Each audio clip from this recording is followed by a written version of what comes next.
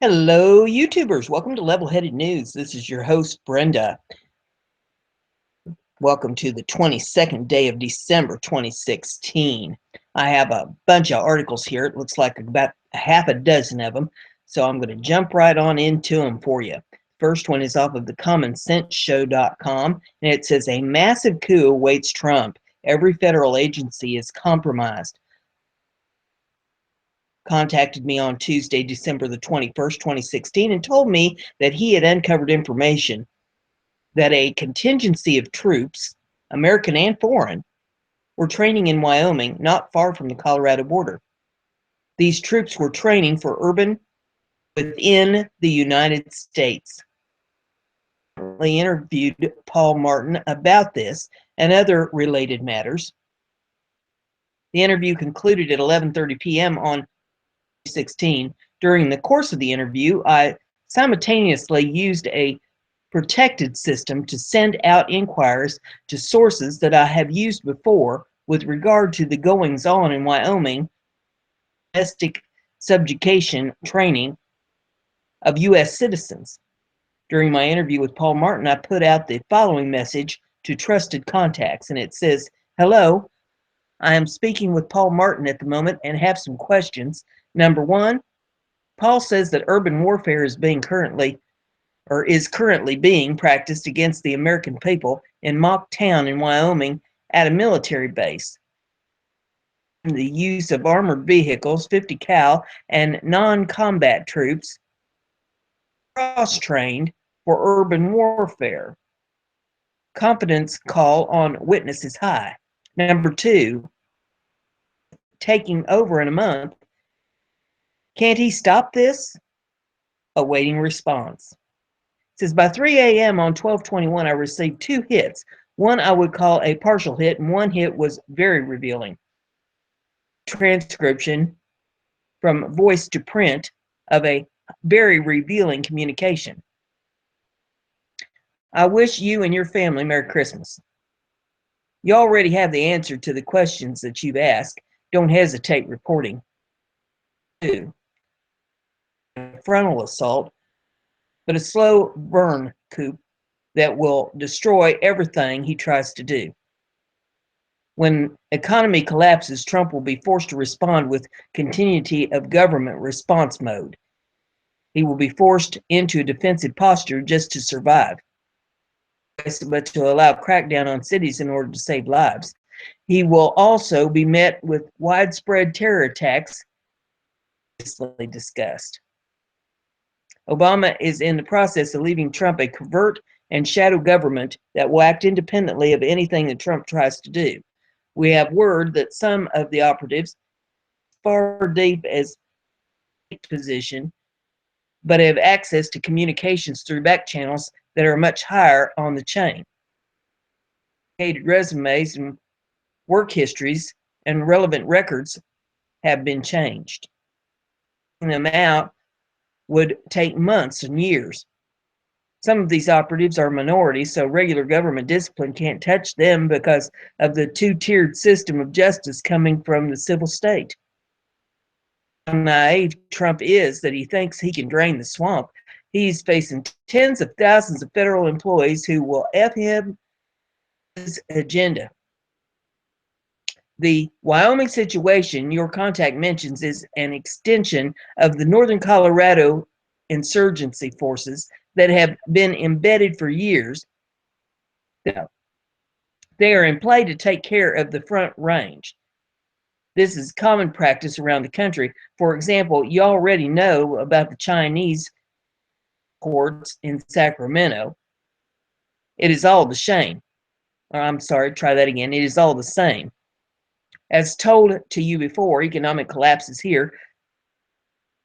Unrest will be off the charts, and so forth. This world, this would have happened sooner, but nobody predicted that Trump would actually win. They thought fraud was too great to lose the election.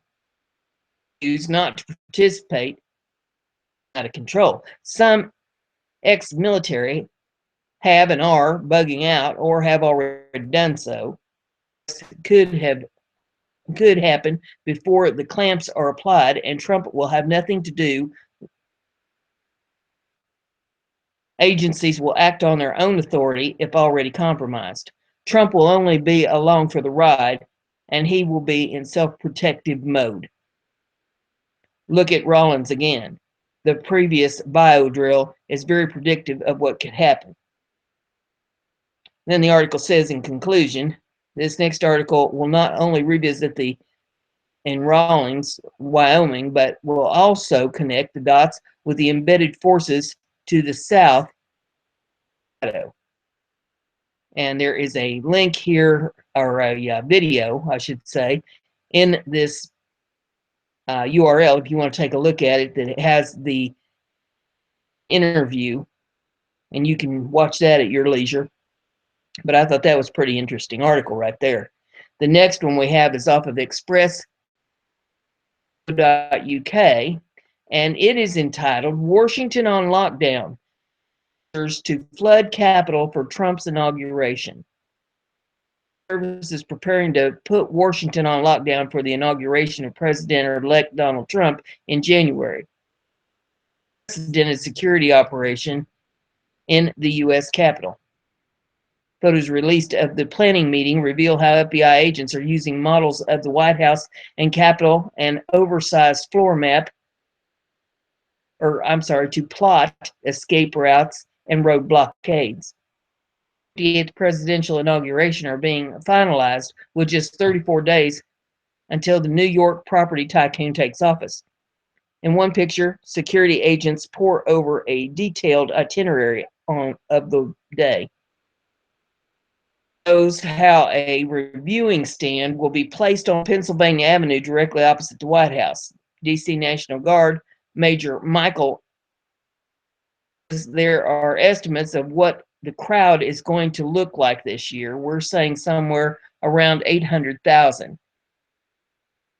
Lines at security lines for all ticket holders. Is expected to grind to a standstill on January the 20th, a Friday, when thousands of people pack into the Capitol to watch Mr. Trump get sworn in. Around 15,000 uniformed members of the armed forces in a largely ceremonial role, but could be called upon. According to U.S. military blog Stars and Stripes, 5,000 troops will serve ceremonial duties, while 2,000 on-duty troops support roles and about 8,000 National Guardsmen will bolster security. Major Odell added, as in previous inaugurations, there are going to be certain bridge closures and road closures. The most important thing to note is within the parade area, downtown D.C., there will be no vehicular traffic. Mr. Trump, along with Vice President-elect Mike Pence, will be sworn in around midday. Be ticketed and photo ID will be required in what is expected to be the most inauguration ever. Jackie Avancho, a 16-year-old classical singer, will perform the national anthem at Mr. Trump's inauguration. The new president will appear at the inaugural ball. But the security services will also have to contend with protesters who are appealing in the courts to have two sites to demonstrate. The inauguration, undercover officers mingled with the crowds and snipers were placed on rooftops. The next article I have for you, Free Thought Project, and it says National Police Union expects Trump to profiling and lift ban on militarized police. And I'm waiting for it to scroll up a little bit here. There we go. One face comes to mind when reading the newly proposed list of expectations from the National Fraternal Order of Police of President-elect Trump. The FOP is the largest police union in America, boasting more than 330,000 members across departments. This month, they began circulating an internal document meant to define their expectations of the Trump presidency. These are nothing short of pro-police state freedom. The union attempts to distance themselves from the notion that this is an actual list of demands, but their intent, as the FOP publicly proclaimed their unwavering support of the Trump presidency prior to the election. The list ends with the following disclaimer that says, is a predictive summary of potential actions that the Trump administration may take in its first 100 days and is based on statements from the campaign and media reports up to the time of the document to FOP members. It is not an advocacy document and does not represent the FOP's agenda for the first 100 days of the incoming administration. It is an advisory as to what may happen when the new administration takes over.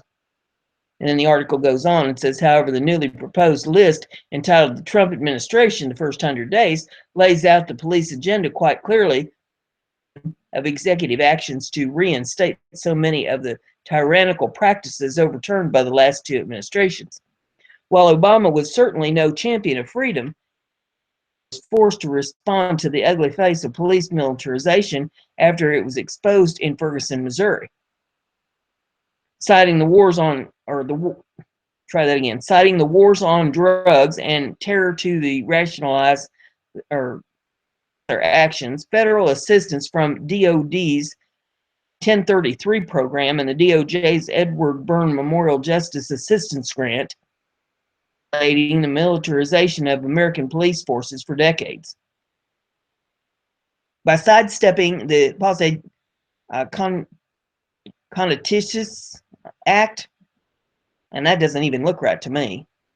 Oh, okay, I understand why now. Okay, try that again. The Posse Comitatus Act of 1878, government has blurred the divisions between the military and the police, and the result came to a head as Ferguson quickly began to resemble a military occupation rather than an American city.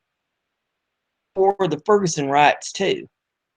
After the police state reared its ugly head, the administration was forced to act, and 13688 was passed, establishing the Federal Law Enforcement Equipment Working Group, or the LEEWG, to develop recommendations to improve federal support for the appropriate use, acquisition, and transfer of controlled equipment by state, local, and tribal law enforcement associations.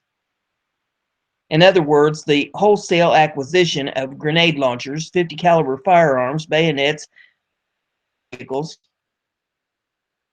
mine resistant vehicles, amphibious assault vehicles, Apache attackers, and a slew of other entirely unnecessary equipment for domestic police operations was slowly throttled. This infuriated police union, who perceived it as an attack on their ability to issue tickets, enforce the immoral war on drugs, and conduct day-to-day silencing of dissent in general.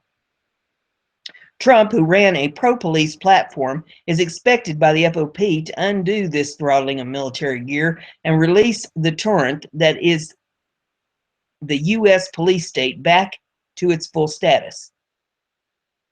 In the very first bullet on their list, the FOP makes clear their number one,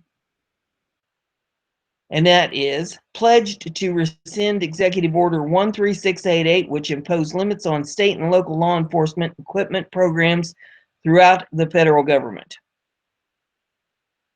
And then the article goes on. It says, but that's just the beginning, because of its highly ineffective and even the warmongering Bush administration issued federal ban on racial profiling. In 2003, for the first time in history, 70 law enforcement arms in the U.S. were barred from using someone's racial makeup in decisions on law enforcement. For example, a team of drug war enforcers could not focus on a single neighborhood for narcotics enforcement based on the race. The end of profiling was a small victory for those who found themselves under the thumb of government because of their race. and the FOP hope and expect to overturn this practice of persecuting individuals over their skin color. On their list, the FOP wrapped up their potential actions with the end of the ban on racial profiling, and that says reverse or amend the broad ban on racial profiling by all or some federal agencies. Among their other expectations, the FOP notes that Trump should reverse the position of the federal government on the use of private prisons too. Events, the U.S. Department of Justice announced in August it will no longer use private prisons to incarcerate federal prisoners. The notorious for-profit facilities, both less safe in providing correctional services than those operated by the government, provide the same level of correctional services programs. They do not save substantially on costs, and as noted in a recent report by the Department Office of Inspector General, they do not maintain the same level of safety and security. General Sally Yates explained in the announcement. Following the announcement that they would lose their tax-subsidized cash cow, prison stocks plummeted. Is the call for 2-year mandatory minimum federal prison sentence, and that says for illegally re-entering the U.S. after a previous deportation, and a 5-year mandatory maximum for illegally re-entering for those with felony convictions, or 2 or more prior deportations, visa rules to enhance penalties. And the article goes on and says, this is yet another huge giveaway to the prison industry, as it would force the federal government to use and build more private prisons just to home the massive number of immigrants caught. The Free Thought Project spoke to Border Patrol agent who called the nightmare, noting that it would create massive prison camps across the country, as well as insane costs for housing these individuals. So there you have it. The Trump presidency, according to the police, growth and subsidization of the most massive police state in the world has ever known. And then the article says, dear libertarians who voted for Trump, regret that decision yet? Next article I have for you is off of the Liberty Writers News, and it says, screw Walmart. Trump will be so peed off when he sees how they just betrayed America. It is now officially signed on to sell Black Lives Matter apparel. These shirts are going to display the phrase Black Lives Matter and show a fist in the air.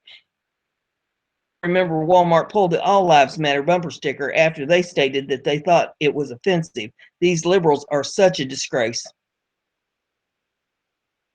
And they got a picture of the shirt here. It's listed as the New Way 505 women's t-shirt, Black Lives Matter. Man, oh man, they got another one that is sweatshirt style, Black Lives Matter, crossword, unisex, crew neck, black and small. It says Walmart is now stocking its shelves with Black Lives Matter gear. Let's boycott them. Let's show them that we the people don't care about their crap. They have such obvious support for a group that has called for the death of cops. It's unprecedented and appalling. Walmart also sells thin blue line apparel and shirts that read Blue Lives Matter, and at the same time sells gear that promotes the killing of cops. Let's make this go viral, patriots. This Christmas season, let's send them a message. Help us by following the next 2 steps. And the first one says, comment, screw you, Walmart, below this post on Facebook. And it says, number 2, share this post with 3 friends. If we can't get 1 million patriots to do this, then Walmart will have to address it. Well, we do not want this cop killing nonsense in Walmart. And the thing that's really striking me personally about this is, they pulled the Confederate flag because that was offensive to people. But yet they're putting this in their stores and on their website to sell? Are you kidding me?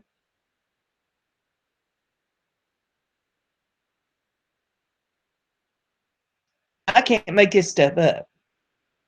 Next article I have is off Conservative Tribune, and it says, alert, Obama to break huge post-presidential tradition will begin recruiting new Democratic talent. And it says, perhaps in response to the success of President-elect Donald Trump's decidedly non-traditional campaign to win the White House, outgoing President Barack Obama also appears to be bucking the typical traditions of former presidents.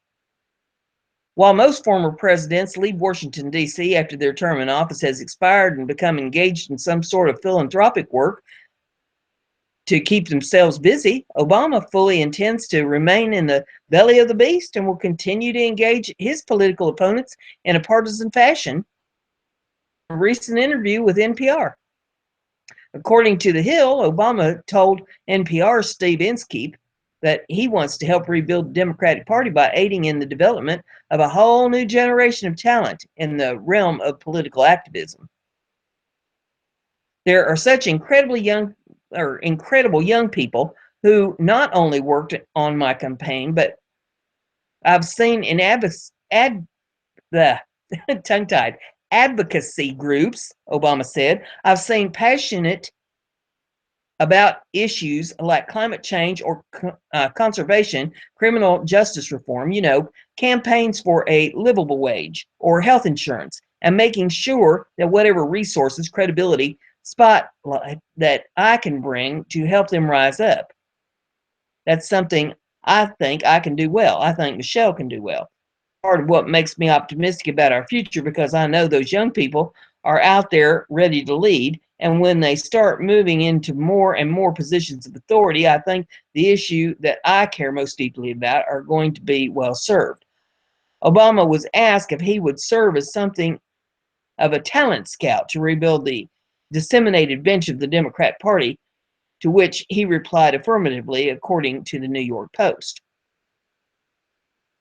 Video in this if you want to check that out at your leisure to see what that's all about. It goes on here and says, talent scout, but I think also, a coach, a friend, somebody who can build on incredible work that's already been done by young people, and that to a large degree was responsible for getting me elected, Obama stated. And it says you can watch the entire wide-ranging and lengthy interview right here. The relevant portion begins shortly after the 8-minute mark. So that is in this URL if you want to pull that up and take a look at that at your leisure. It says, as stated before, most former presidents leave town in partisan politics following their time in office, generally out of deference to their successor and the choice made by the American voters. Proven to be unlike previous presidents in his own way, and will instead stay in D.C. to help attempt rebuilding the Democrat Party in the mold of his own left-wing progressive views, all the while serving as a thorn in the side of the Trump administration. Hopefully that effort will prove to be about as successful as his other failed efforts throughout his presidency. And then the final article that I have in this episode is off of the Daily Caller, and it says New York Republicans prepare to pump political muscle in Washington. New York Republicans want to pump their political muscle in Washington now that home starter Donald Trump is in charge next month. Not since Theodore Roosevelt has a New York Republican served as president of the United States. Richard Nixon, who lived in New York when he successfully ran for the presidency in 1968, was considered a Californian at the time. More recently, some of the New York Republican Party as inconsequential or used them as conduit to raise money by out-of-state politicians. But this year, it's different. Trump Tower sits in Midtown Manhattan, and has become known as the North White House, as visitors to Trump's lofty office above Fifth Avenue are now screened by not only local and federal law enforcement, but also a waiting press pool. Similar to Roosevelt, Trump brings with him New York influences in his top administration choices. His New York apparatus includes Treasury pick Steve Mnuchin, Commerce nominee Wilbur Ross, and his most recent pick, Vincent Viola, for Secretary of the Army. New York's Republican influence in Washington does not stop there, however. On the foreign policy side, Manhattanite Kathleen Troya, or KT McFarland, was chosen to be Deputy National Security Advisor, and New Yorker David Friedman was nominated to be Ambassador to Israel. On the campaign side in Washington, New Yorkers Ed Rogers and Matt Walter fill top leadership posts at the National Republican Congressional Committee and Republican State Leadership Committee, respectively. New York is now the epicenter of national politics. It's President-elect Trump's home state, home to top talent, and we expect President Trump to tap a number of New Yorkers to serve in the administration. It's also home to Senate Minority Leader Schumer and potential 2020 Democratic presidential rivals, while Andrew Cuomo and Bill de Blasio fight each other over their national political ambitions. We're forced on defeating them in 2017 and 2018 to benefit the people of New York State, New York State Republican Chairman Ed Cox told the Daily Caller in a statement. To say, and now we will have the President of the United States by our side in the fight. We had great success on local, state, and congressional levels, and the groundwork for winning in 2017 and 2018 has already begun. It's a team effort, working with Republican administration and national Republican organizations, including the Republican National Committee and the Republican Governors Association. With hard work and teamwork, the next 2 years, like last year, will be a great time for the NYGOP. However, Trump lost his home state by over 2 million votes, but the results were not completely unexpected. Democrats in New York City outnumber the Republicans 8-1, and Democrats edge out Republicans in registered voters statewide nearly 3-1, according to the New York State Republican Committee. Trump's popularity, though spread through the rural and manufacturing areas of upstate and western New York, which secured counties for him previously won by Barack Obama. I have for you in this episode, or at least one more, maybe two. So stay tuned. If you like what we're doing, give it a thumbs up. Share it around so everybody gets to hear the news. Be sure and subscribe if you haven't already. Click that little bell beside the subscribe button and check the box so that you get email alerts when I do shows. And we'll see you in the next episode.